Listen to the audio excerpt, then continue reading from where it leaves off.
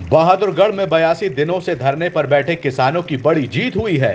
KMP expressway के साथ साथ बनने वाले हरियाणा ऑर्बिटल रेल कॉरिडोर के लिए अधिकृत की गई जमीन का मुआवजा करीब 2 गुना करने पर सरकार और किसानों की सहमति बन गई है। रविवार को झज्जर जिला उपायुक्त शक्ति सिंह केएमपी एक्सप्रेसवे पर स्थित मांडोठी टोल के पास चल रहे धरने पर पहुंचे और किसानों को उनका मुआवजा बढ़ने की जानकारी दी। दरअसल किसान शुरुआत से ही कह रहे थे कि उनकी जमीनों का मुआवजा गलत ढंग से आंका गया है, इसलिए उन्होंने धरना प्रदर्शन शुरू कर दिया था। किसान नेता रमेश दलाल की अगुवाई में किसानों की बड़ी जीत हुई है। किसानों की अधिकृत जमीन का मुआवजा बढ़ गया है। सरकार ने मुआवजा बढ़ाने को लेकर अपनी सहमति जाहिर कर दी है। किसान नेता रमेश दलाल ने किसानों का मुआवजा बढ़ने पर खुशी जाहिर की है। रमेश दलाल का कहना है कि सरकार ने उनकी मांगों की तरफ ध्यान दिया है। उन्होंने स्थानीय प्रशासनिक अधिकारियों और मुख्यमंत्री मनोहर लाल खट्टर का आभार व्यक्त किया। साथ ही किसानों की अन्य मांगों पर भी ध्यान देने की मांग की है। किसान मुआवजा बढ़ाने के साथ साथ एसवाईएल का पानी हरियाणा को दिलवाने और पंजाब के 108 हिंदी भाषी गांव हरियाणा में शामिल करने की मांग कर रहे हैं। इतना ही नहीं, हरियाणा का अलग हाईकोर्ट बनाने समेत 17 मांगे किसानों ने सरकार के सामने रखी हैं, जिनमें से कुछ मांगों पर सरकार की सहमति बन चुकी है, लेकिन किसान सभी मांगे पूरी होने पर ही धरना खत्म करने की बात कह रहे हैं। केएमपी एक्सप्रेसवे पर चल रहे धरने स्थल पर किसानों को मुआवजा बढ़ोतरी की जानकारी देने पहुंचे डीसी शक्ति सिंह ने बताया कि सरकार ने किसानों की अधिग्रहित जमीन का मुआवजा बढ़ाने की बात मान ली है और जल्द ही गजट नोटिफिकेशन होगा तो उनकी जमीनों का बढ़ा हुआ मुआवजा दे दिया जाएगा। डीसी शक्ति सिंह ने किसानों के 82 दिन से चल रहे धरने समाप्त करने की अपील की।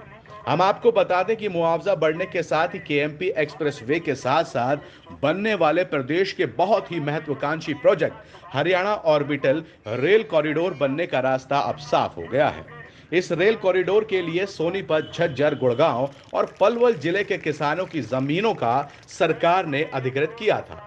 अगर बात की जाए झज्जर जिले की, तो यहाँ के 17 गांव के किसानों की करीब 146 हेक्टेयर जमीन एक्वायर की गई है, जिसका 340 करोड़ रुपए का मुआवजा घोषित किया गया था, जो अब बढ़कर करीब 2 गुना हो गया है। किसान इसे अपनी जीत बता रहे हैं।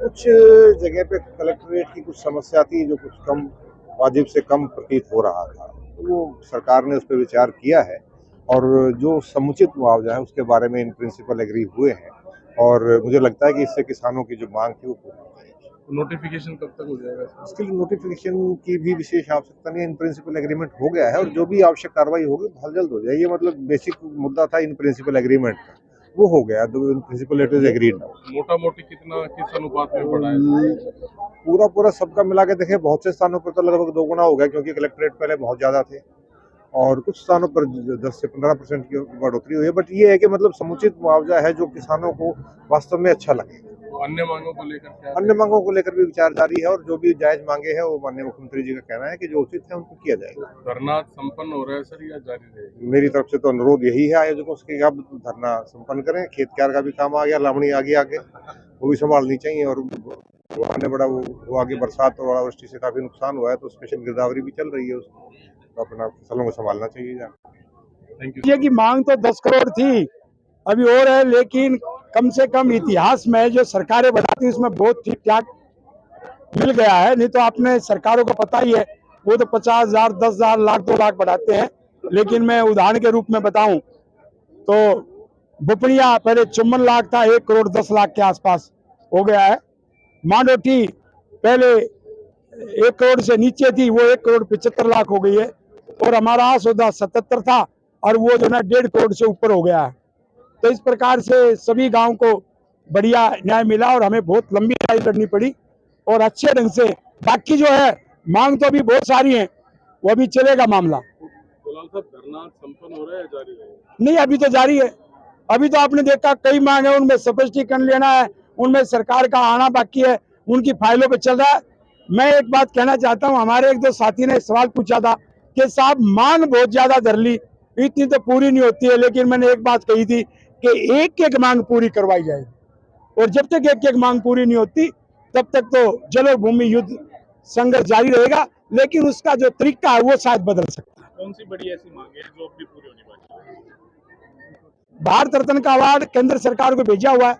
हाई कोर्ट की बहुत अच्छे ढंग से प्रगति है। हरियाणा का अलग हाई कोर्ट बनने में जो हमने जिस प्रकार से आसोदा तक मेट्रो रेल लेके आए, तो आपके इस धरने की वजह से अलग हरियाणा को बहुत जल्दी हाई कोर्ट मिलेगा।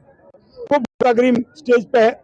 और एक हमने जो शहीद हैं सभी बिरादरी के हैं, तैमूर लंग की लड़ाई जो सरों आपने लड़ी थी, उसमें यादव भी है, ब्राह्मण भी है, राजपूत भी है, वाल्मीकि भी है, बैकवर्ड भी है, जाट भी है, और उसमें सबने जो मिलकर लड़े उनके एक एक शहीद का हमने नाम दिया कि 14 के 14 जो स्टेशन है उन शहीदों के नाम पर और भी ट्रेल के बने, ताकि सर्व समाज की जो हम बात करते हैं पूरे भाईचारे के प्रति सब जातियों को लगे कि हमारा सम्मान बढ़े। धरना कब खत्म होगा?